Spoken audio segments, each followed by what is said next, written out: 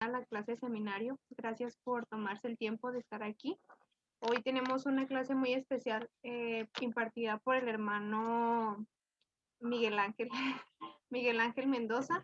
Y la primera oración se la podemos pedir a Erika y después de la oración le dejamos el tiempo al hermano Mendoza.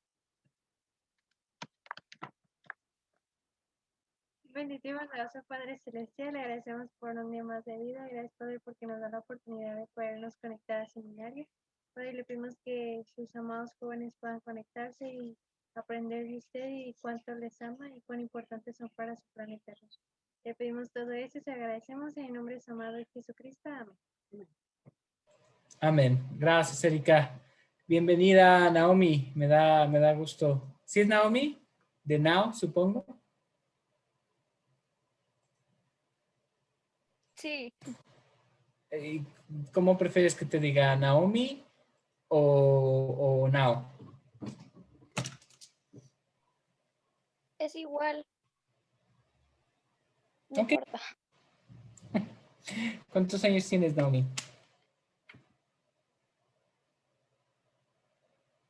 15. 15. Erika, ya casi. ¿Ya 18 ya los cumpliste? Sí, ya tengo 18. Ok. Y Ana, ¿cuántos años tienes?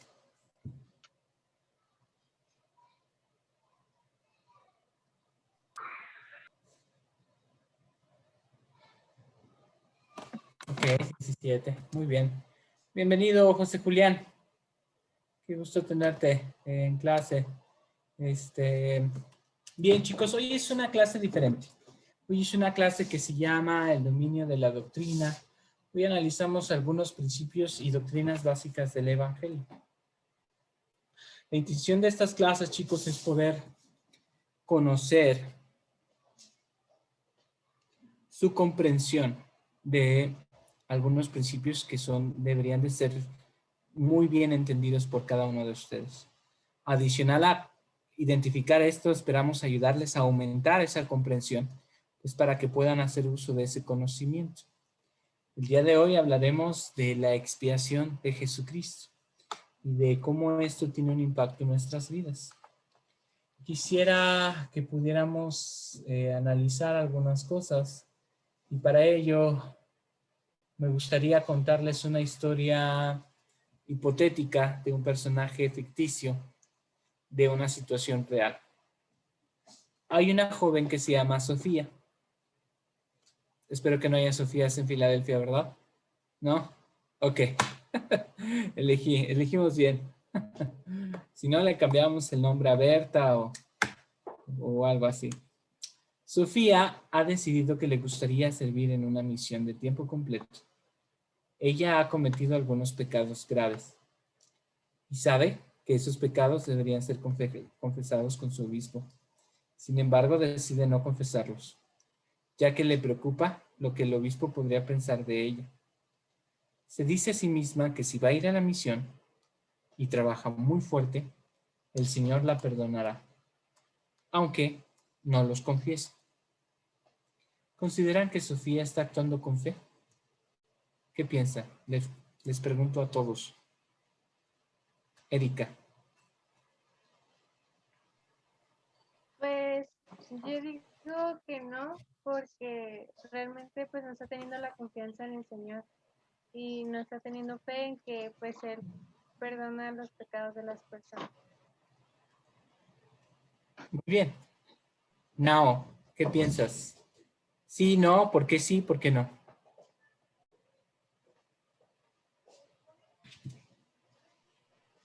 Pienso que sí, que no. O sea, porque Erika no está teniendo la confianza suficiente en el Señor, pero al mismo tiempo está teniendo mucha fe en que si lo, el Señor la va a perdonar.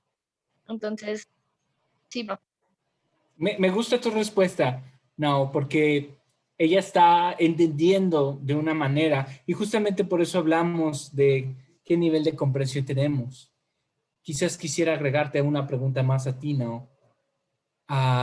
¿Está actuando de manera correcta, Sofía, niña ficticia de...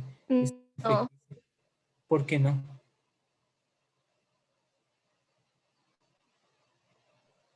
Porque tiene que ser honesta y confiar en que el Señor le va a perdonar sus pecados a través de que si se confiesa con el obispo, que es lo correcto. Fíjate, no, qué interesante. No está siendo honesta. Ella irá y hablará de las leyes sagradas que ella misma ha transgredido y querrá enseñar de la ley de castidad, aun cuando quizá ella misma no lo ha vivido y no se ha arrepentido. Hablará de la palabra de sabiduría y quizás ella misma no se ha arrepentido completamente de haber quebrantado esta ley, pero ella piensa que por un trabajo diligente será suficiente. José Julián, ¿de qué manera se comportaría diferente si actuara con verdadera fe en el Señor Jesucristo?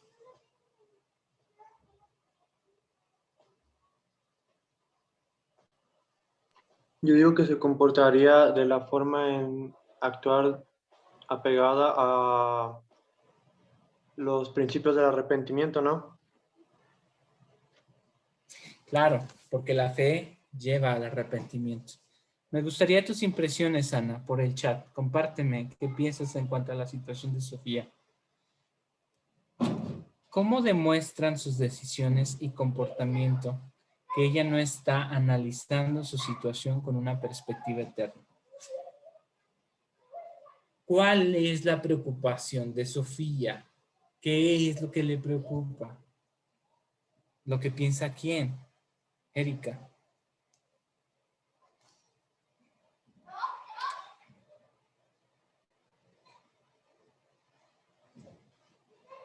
No te oigo. ¿El Señor? No, más bien está preocupada por lo que piensa el obispo. Dice, ya que le preocupa lo que el obispo podría pensar de ella. Exacto, Ana. Sí, el obispo. Fíjense, es complejo. Imagínense que el obispo llega a ser una persona muy cercana, o peor aún, un familiar. Qué complejo. Y alguno de ustedes podrá decir, es que le va a decir a mi mamá. ¿Podría pasar eso? Claro, es una situación completamente real. Es una situación, además de real, muy posible. Es una joven muy buena que se quiere ir a la misión, pero resulta que el obispo es cuñado de mi mamá. Y si le digo que rompí la ley de castidad, y luego ¿con quién la rompí? La rompí con el familiar del obispo de santo cielo. Y nos preocupamos por lo que no nos deberíamos de preocupar. No, ¿qué es lo que le debería de preocupar?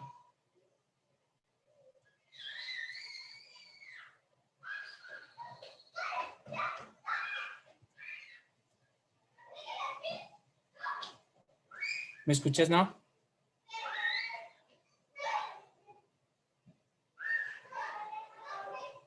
No lo escuché, pues que se me trabó. No te preocupes. La pregunta es, ¿le está preocupando eso, la opinión del obispo? Pero ¿qué es lo que verdaderamente le debería de preocupar?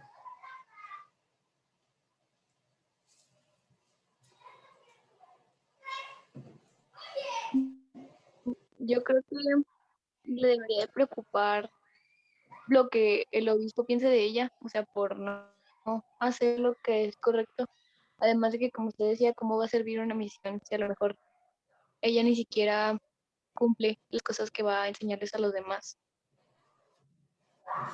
Interesante. Tú dices, sí es importante que se preocupe, pero no por lo que hizo ella, sino por lo que no está haciendo ahora. Fíjense, pasa algo bien interesante con los obispos. Los obispos son ungidos del Señor, son representantes de Él. Cuando estamos en una entrevista con Él, representan al Señor en muchos aspectos, igual el presidente de Estado. Y en esas entrevistas podemos aprender muchas cosas. Una anécdota curiosa que a mí me pasó. Cuando yo me quería casar y había regresado de la misión, tuve algunos desafíos familiares, porque mis suegros pues como que no estaban muy contentos con la idea de que yo me casara con su hija. Pero eso es normal. Y ahora que yo tengo una hija me vengaré también. No se cree. Entonces, yo le pedía consejo. Y él como representante del Señor me daba la luz, la doctrina y las palabras que me ayudaron a entender mejor cómo podía yo ser guiado para resolver. Y ciertamente él era un portavoz del Señor. Él era alguien que me podía ayudar en ello. Denme un segundo.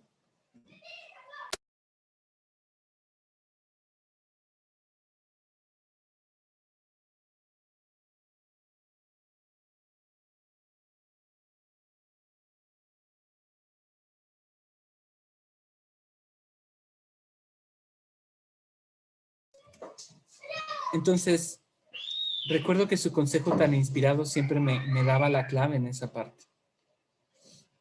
Y era una gran bendición en mi vida este sentido. Pero también recuerdo que una vez, ya cuando ya me iba a casar, y él había sido un gran mentor y guía en el proceso, ya en el pasillo me abraza y ¿cómo vas con las compras de las cosas para la casa? Y yo digo, bien, ya compré esto, ya estamos arreglando esto, ya tengo esto. Me dijo, no compres plancha, ¿eh? Y yo, no compré, ¿qué? Plancha, para planchar tus camisas. Y yo, ¿por qué no? No, hombre, te van a regalar un buen de planchas. Y además, todas se van a descomponer. Y hubo una por una. Yo así como que me regalaron 5 y hasta que la quinta, después de que la cuarta se descompuso. Entonces mejor ni compres planchas. Sus consejos habían sido tan inspirados antes en sus entrevistas que yo dije, ¿sabes qué? No voy a comprar planchas. ¿Cuántas planchas crees que me regalaron, José Julián?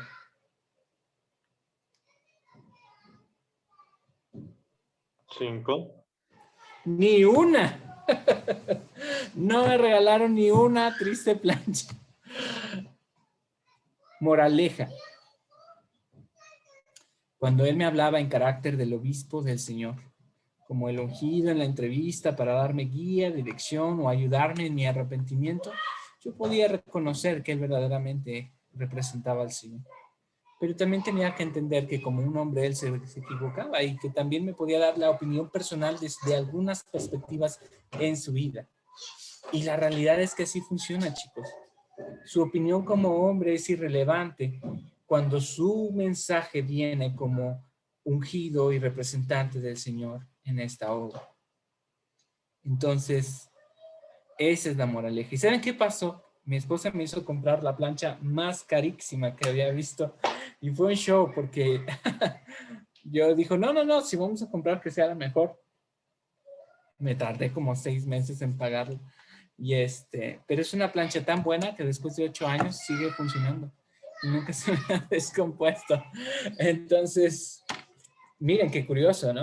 Entonces, chicos, sí, habrá cosas en las que su maestra, su obispo, un servidor, compartirá su opinión. Pero cuando hablamos de la doctrina, de nuestro testimonio y de los principios del evangelio que son inamovibles, sepan que estos son inalterables. Las verdades eternas del evangelio son verdades eternas. Son principios. Necesitamos a los profetas para poder ser ayudados, para poder entender cómo serán los ataques del adversario hoy en día. Porque aunque las verdades eternas no cambian, nosotros sí cambiamos. Y como generación y como humanidad cambiamos todos los días. Porque las tentaciones que ustedes reciben ahora en redes sociales, ni de chiste yo las hubiera imaginado hace 10 años. O hace 15, cuando yo era un hombre joven también, así como José Julián. No las pude haber concebido siquiera. La facilidad de un smartphone para muchas cosas. Pensar en tomar seminario desde la comodidad de mi teléfono y pensar que pues qué padre, ¿no? Apago mi cámara y ahí me echo un sueñito, nada, no se crean, eso pasa en la mañana nada más. Aquí en la tarde eso no tiene que pasar. En la mañana yo creo que sí me la ha aplicado, ¿eh? Yo estoy seguro que sí. Pero en este horario no pasa. Entonces, chicos, seamos realistas. Sofía tiene que arrepentirse. Sofía tiene que confesar. El Espíritu no la va a dejar. Le estará recordando la importancia de su arrepentimiento y de usar la expiación de Jesucristo en su vida. Será una tortura para ella enseñar esos principios. Será una tortura para ella cargar con algo que pudo haber resuelto en poco tiempo con el ungido del Señor. Será mayor su vergüenza y su pesar si estando en la misión tiene que recurrir a las llaves de su presidente de misión, regresar a casa antes de tiempo y tener que padecer otros aspectos de su vida por no haber arreglado las cosas a tiempo antes de haber ido a servir. Ahora, yo quiero que me ayuden a entender por qué es importante que los pecados graves sea necesario confesarlos con el ungido. ¿Qué piensas, Naomi? ¿Por qué es importante?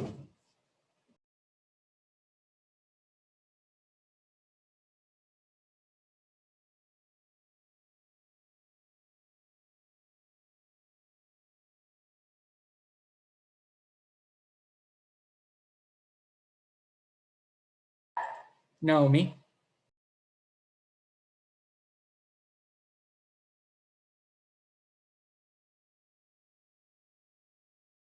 La pregunta es, ¿por qué es importante que los pecados graves sean confesados al ungido que presida en ese momento?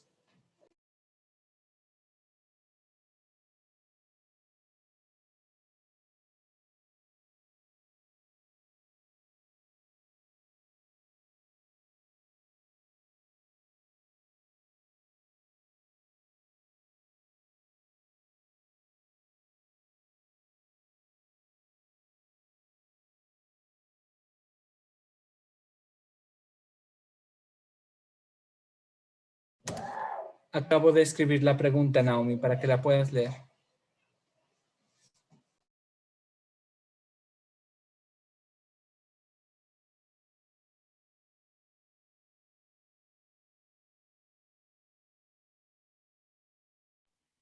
¿Puedo compartir algo? Sí.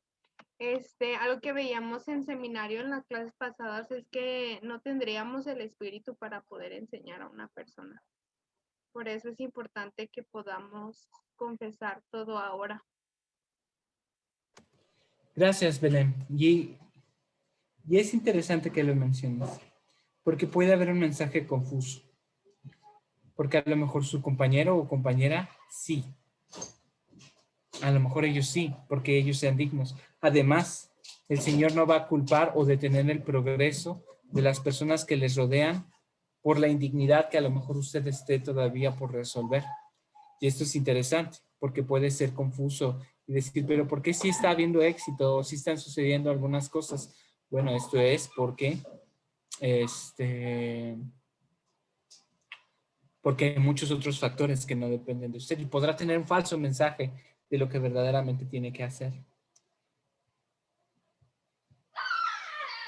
Pero más allá de por el servir o no, debemos entender que hay transgresiones en nuestra vida que no podemos resolver solos.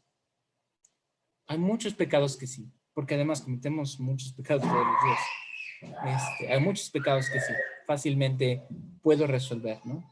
Cuando discuto con mi mamá, cuando hay cosas que a lo mejor estar perdiendo el tiempo en TikTok, ¿no? Ya me aventé 3 horas y, híjole, nomás ando haciendo el bailecito y a lo mejor sí, ¿no? Decir, bueno, pues eso resuélvalo usted, pobre obispo. Él no ni quiere, ni sabe qué es eso. Pero hay pecados que sí. Por ejemplo, cuando hablamos de la palabra guía, hablamos de cosas que causan adicciones, que a lo mejor usted no puede dejar esa adicción solo. Necesita ayuda. Y es una realidad. Y él valorará si con ayuda de sus padres, si con ayuda de algún grupo de adicciones en la estaca, si con alguna ayuda incluso de algún internado. Bueno, es diferente. A lo mejor hablamos de la ley de castidad. Y a lo mejor hay alguna situación muy sencilla en la que se pueda resolver. Pero cuando ya hay un problema, una adicción a la pornografía, cuando ya hay otros problemas en los que usted solo no puede salir de ese problema, necesita confesarlo. Porque si quebranta la ley de castidad, sabrá que no será algo tan sencillo de resolver y necesitará la visión, madurez, inspiración de alguien que puede ayudarle y ser el representante del Señor para poder resolverlo. José Julián, ¿estás ahí?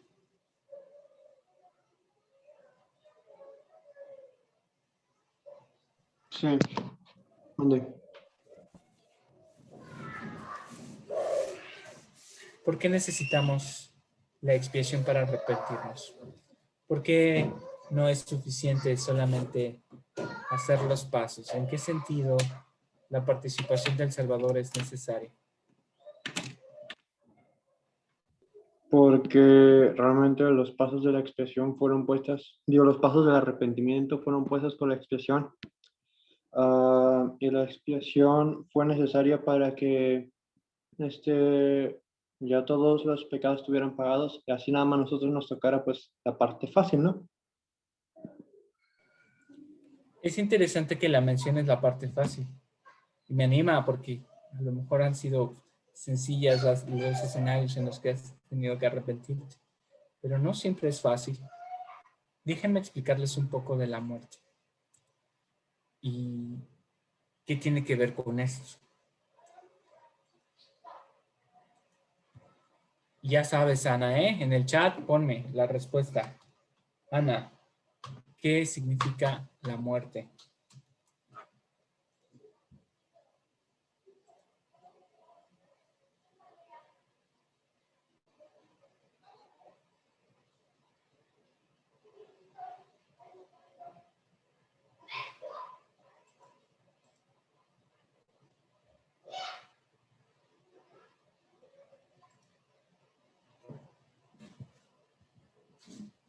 Erika, ¿puedes ayudarle?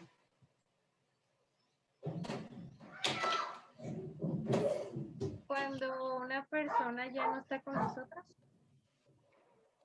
Déjenme ayudarles con un concepto nuevo que quiero que se aprendan. Significa separación. Belén, ¿cuántos tipos de muerte hay? Es la muerte física y la muerte espiritual. ¿Cuál es la diferencia? Pues la muerte física es cuando nuestro espíritu pues deja el cuerpo, ¿no? La muerte espiritual pienso que también puede ser cuando hemos sido desobedientes. Muy bien. Por eso quiero que se aprendan el concepto de separación. Porque en la muerte física es la separación del cuerpo contra el espíritu. Y en la muerte espiritual es la separación de nosotros de Dios. Entonces, esta separación del cuerpo y el espíritu puede ser porque, pues, iba caminando y iba a cruzar la calle y por estar viendo Instagram, pues, mi coche me atropelló y me morí. Bueno, eso puede ser una causa de muerte física, pero la muerte espiritual es por el pecado, es por la transgresión.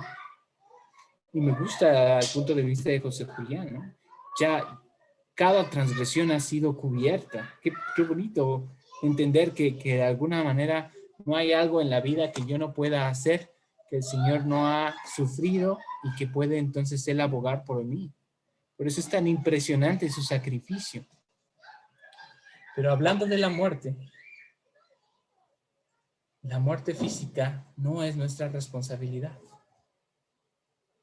O José Julián, tú eres responsable de haber heredado la mortalidad.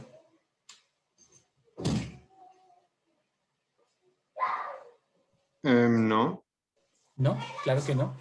Por eso es que el Señor, entendiendo esto, nos dice que es gratis. Aquí les traigo una promoción, pero me le cambio de color. Es gratuita. Esta es gratis. Tú no te tienes que preocupar porque la expiación cubre la resurrección. Y eso ya te permite a ti saber que vas a resucitar y la resurrección es para todos. Es gratis. Ah, pero la muerte espiritual. Esa es responsabilidad mía, Erika. ¿Eres responsable de tus propios pecados? No la escuchan, pero yo leo sus labios y ella dice que sí. Muy bien. Sí. Por lo tanto, sí hay un costo. Sí hay un costo. Esta no está de promoción.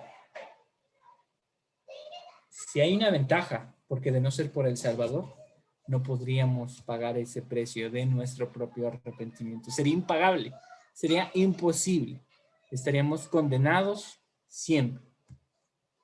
Pero es gracias a la expiación de Jesucristo y al costo que Él ya pagó, que Él nos pide que nosotros cubramos la parte que nos corresponde, que es tener fe en el Salvador, arrepentirnos y entonces cumplir con las ordenanzas que hacen válido este sacrificio y que hacen válido este convenio. ¿Queda claro esta parte? Bien.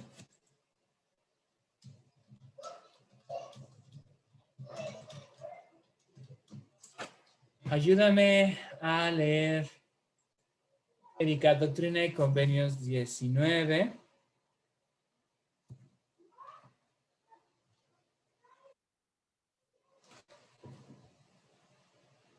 El 16, el 17 y el 18, por favor.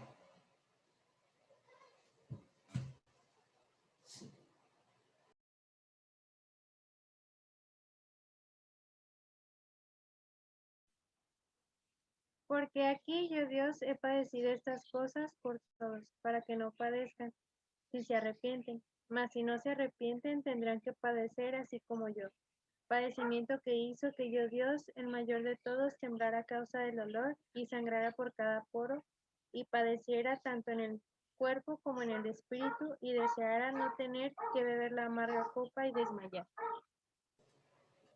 Me gusta pensar en los pecados como con esta perspectiva, porque no aprovechamos el gran sacrificio que el Salvador hizo. ¿Por qué estás agradecida por la expiación, Erika?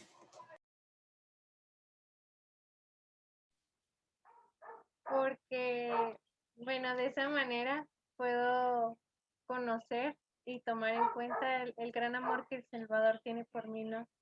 El poder saber que a medida que me esfuerce y me arrepienta por todo aquello que he cometido mal, pues pueda recibir el perdón de mi Salvador, ¿no? Él pueda ser mi juez ante el Padre. ¿Y qué cambios de comportamientos te hace tener en tu vida ese conocimiento? Pues me hace ver a las personas como Él las ve, el no juzgarlas, el poder amarlas y, no sé, ser como contagiar esa felicidad, ¿no?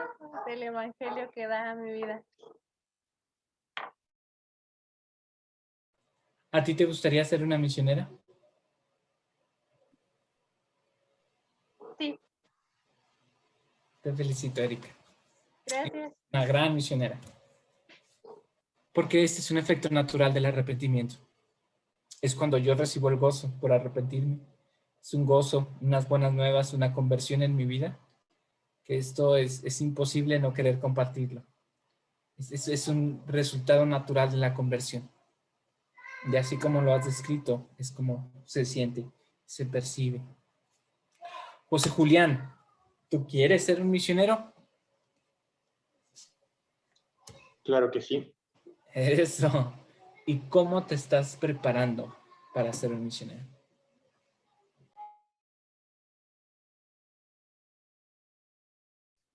Esforzándome lo más que pueda. Te invito a hacer uso de la expiación. Te invito a que en tus oraciones puedas pedir hacer uso de este poder en tu vida.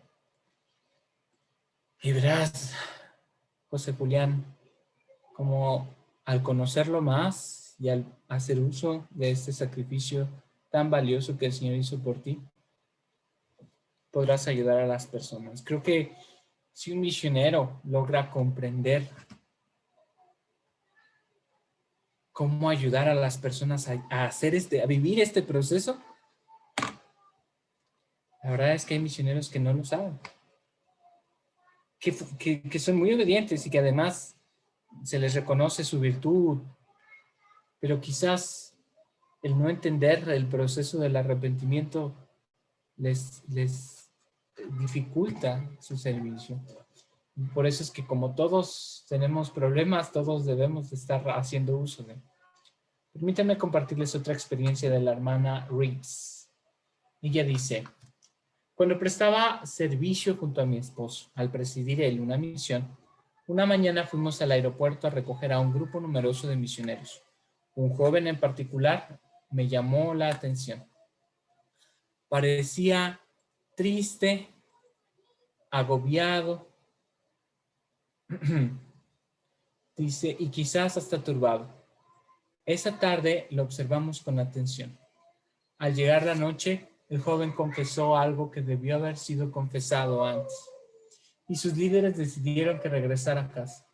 Aunque nos sentimos muy tristes de que hubiera sido deshonesto y no se hubiera arrepentido antes al llegar a la misión, camino al aeropuerto lo elogiamos con sinceridad y con amor por tener la valentía de revelar lo acontecido, y le prometimos mantenernos en contacto con él. Ese gran joven fue bendecido con padres maravillosos, excelentes líderes del sacerdocio y un barrio amoroso que lo apoyó. Después de un año de esforzarse para arrepentirse por completo y de participar de la expiación del Salvador, pudo volver a nuestra misión. Me resulta difícil explicar los sentimientos de gozo que experimentamos al recoger a ese joven del aeropuerto. Estaba lleno del espíritu, feliz, con confianza ante el Señor y deseoso de cumplir una fiel misión. Llegó a ser un misionero excepcional y tiempo después mi esposo y yo tuvimos el privilegio de asistir a su sellamiento en el templo. Por el contrario, sé de una misionera que, consciente del pecado que había cometido antes de la misión y el cual no había confesado, seguramente causaría que la enviaran a casa antes de tiempo, hizo planes de esforzarse extremadamente durante la misión y confesarlo al presidente unos días antes de completar su servicio. Ella no había experimentado la tristeza según Dios y trató de evadir el plan de nuestro amoroso Salvador nos ha brindado. Cada vez hablamos más de temas reales, chicos. La verdad es que ya no nos espantamos. Hay misioneros que no son obedientes, los hay. Hay misioneros que no han arreglado aspectos en su vida, los hay. Y por eso estamos hablando de esos temas. Porque no queremos que ustedes padezcan eso. Y que tampoco cuando lleguen a la misión se espanten y sufran. Sabrán que habrá esos casos y ustedes estarán facultados porque ya pagaron el precio ahora por estar en seminario. Porque desde ahora tendrán una mayor luz y comprensión y el Espíritu les recordará clases como la de hoy para que ustedes vayan y ayuden a otro a arrepentirse. No es fácil. No es fácil. Las personas se sienten a veces atacadas y a veces hasta vilipendiadas, o sea, contenderían por pensar que usted le invita a arrepentirse. Pero cuando usted entiende que es la única manera de verdaderamente ayudarlo, ¿cómo habría sido mejor cada uno de los ejemplos que leímos, si hubieran confesado sus pecados antes de ser llamados a servir como misioneros? ¿Qué piensan?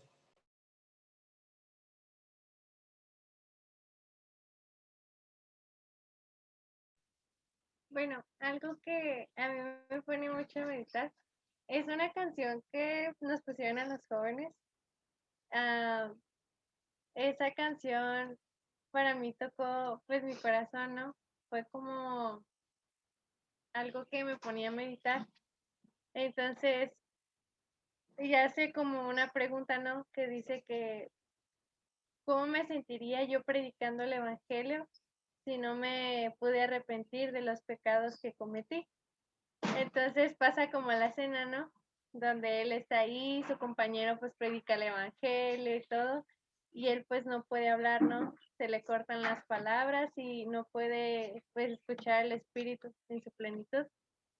Entonces, la verdad eso fue como una motivación y un gozo el poder saber que el Salvador vino a expiar los pecados de nosotros, ¿no? El que nos da esa maravillosa oportunidad de arrepentirnos cada día de los errores y de las fallas que cometamos. Entonces, pues, el poder ir a una misión y predicar el evangelio y poder llevar ese gozo, ¿no? Es algo que anhelo con todo mi corazón. Y yo siento que uno se consagra más al Señor cuando va uno puro.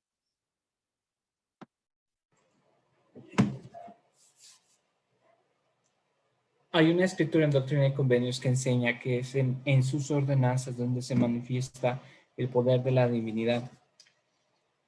Hay una diferencia gigantesca entre entrar al templo cuando uno es digno y cuando uno no lo es.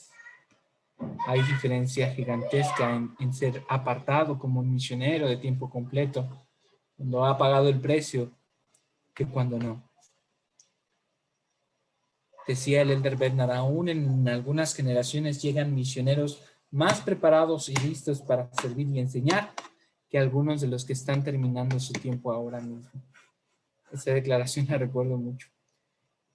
No porque yo sintiera que me sentía más calificado que alguno de mis compañeros, sino porque entendí que para fines de la obra del Señor, el espíritu que poseamos es crucial para el servicio que prestaremos. Entonces, chicos, muchísimas gracias. Piensen en escrituras, en mensajes de la conferencia que podrían ayudar a Sofía. No sé qué Sofía se van a encontrar en sus vidas, pero por seguro lo harán. Mediten en algunos ejemplos que pudieran utilizar. Les voy a compartir esta clase que ha sido tan especial para que la compartan con sus compañeros. Compártanla con sus amigos que no están inscritos. Compártanla con todos aquellos que todavía no han podido participar. Creo que todos necesitamos aprender más de la expiación. Es un tema del que siempre aprendemos, siempre. Nunca la lograremos comprender en su totalidad en este plano terrenal. Es infinita, es eterna, es algo que nos rebasa en nuestra comprensión humana. Pero sí podemos acercarnos a Getsemaní y mostrar mayor amor y fidelidad a nuestro Señor. Comparto mi testimonio de que Jesucristo es el Salvador y el Redentor. Es mi Salvador porque me ha salvado tanto de la muerte física como de la muerte espiritual. Es mi Redentor porque me permite arrepentirme, cambiar, convertirme, y en ese sentido es mi Redentor. Es mi hermano mayor, mi amigo fiel. Cuántas veces he cometido el mismo error, cuántas veces me ha ayudado a salir de él hasta que verdaderamente me libro de mi debilidad. Es posible que a través de la expiación podamos liberarnos. Mi invitación es que puedan seguirse esforzando por ser grandes misioneros. Me emociona pensar en eso, me emociona pensar en su servicio y en todo lo que pueden alcanzar. Si comparto mi testimonio y les comparto esta clase, lo hago en el nombre de Jesucristo. Amén.